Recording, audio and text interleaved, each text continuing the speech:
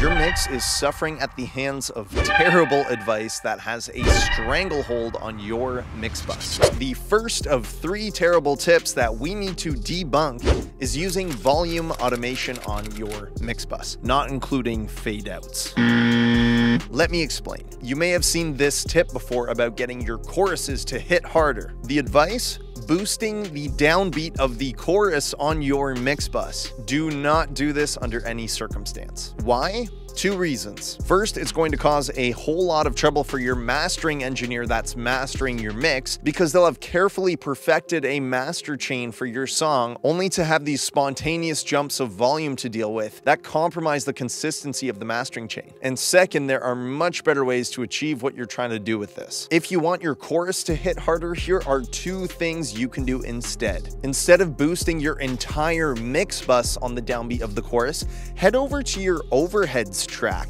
and just boost those cymbals 1 or 2 decibels on that first hit. This will ensure you get that push of energy at the top of the chorus in relation to the cymbal hits in the rest of your song, but won't completely shift the balance out of whack the way automating your entire mix will. Another thing that can be done if you want a louder chorus overall is something that you or your mastering engineer can do, only applying automation at the end of the mastering chain. Not your mix bus, your master bus. This sounds insane, right? Automation on the master? Well, this trick is actually more common than you'd think in the world of pro mastering. Here's an example. After your final limiter in mastering, not mixing, the mastering engineer can automate a gain or trim plugin down 1 dB just in the verses, and then add 0.5 dB in level afterwards with one last limiter for some makeup gain in this automation sandwich. And the reason it works is because it's at the end of the mastering chain, so that your song is consistently hitting the mastering chain the way it's intended and then only adjusted after. Here's the point, the moral of the story: do not make these large movements on your mix bus. You can instead make small tweaks within the tracks, or try something like the automation sandwich at the end of the mastering stage. The second rotten mix bus tip ripe for debunking is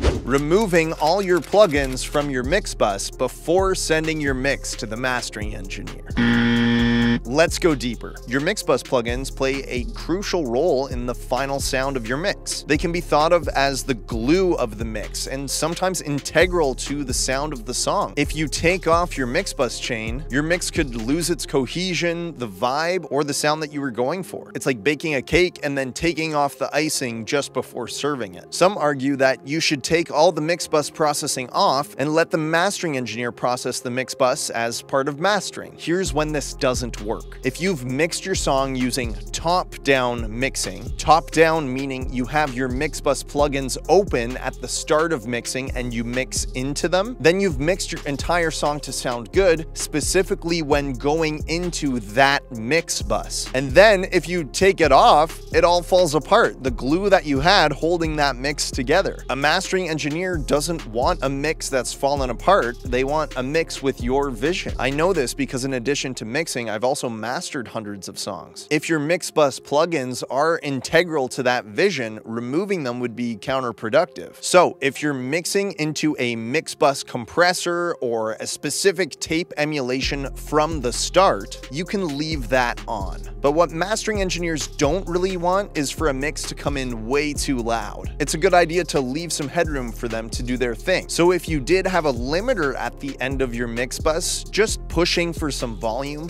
that's something that you should take off. Here's a pro tip. Communicate with your mastering engineer. Some might prefer to have both versions, with and without mix bus processing, so they can hear what that glue is doing. Here's my general rule of thumb on this topic that I find works every single time. If you mix top down, leave your mix bus processing on because it's likely essential to the sound of the mix, and just remove any final limiting before sending to mastering. Alternatively, if you only added your own mix bus processing at the end of mixing, after mixing the song. We could call this bottom-up mixing. Send both versions of the mix with and without that processing to the mastering engineer, because chances are the mastering engineer is going to be able to do a better job gluing it together if you didn't mix top down. And this leads us perfectly into our third piece of problematic mix bus advice. And this tip, especially for mixers that work regularly with clients, is putting a limiter on your mix bus only to get the volume up before sending the mix to the client.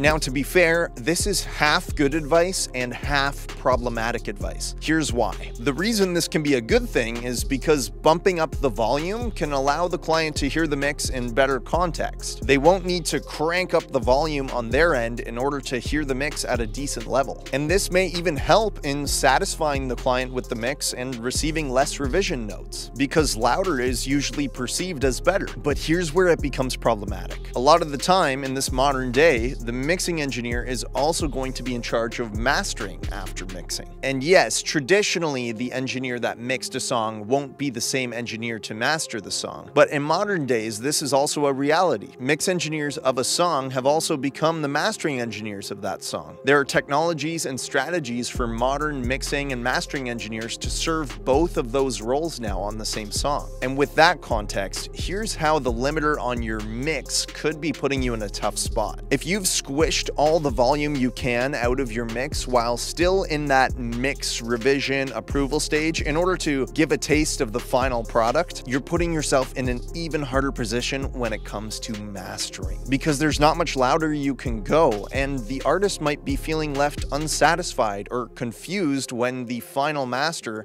doesn't come out any louder than the mix, even though you may have done everything correctly and the master is actually a great final master. The point is this: by sending off your unmastered mix already cranked up to industry standard volumes, you're setting expectations along the journey that could speed things up in the short term, but may lead you into trouble in crossing that last finish line of 100% satisfaction with the master. So here's the easy fix. Do make your mix louder before sending it to the client. You can add a few solid dB of volume with a limiter or a clipper. I understand making it loud enough for your client to be able to hear it, but just don't push it as far as it can go. Leave that full final squeeze for mastering after the mix approval stage. And that way you will have carefully and intentionally set the volume expectation along the way, from the production to the mix to the master, getting a little bit louder in each stage for a totally clean experience when you hand off the final master. The methods we talked about in this video, plus a massive juicy list of other tips and tricks, are packed into my free guide, Ultimate Mixing Tips and Hacks. It's linked below in the description for easy access. You don't want to miss grabbing that now. And as always, happy mixing.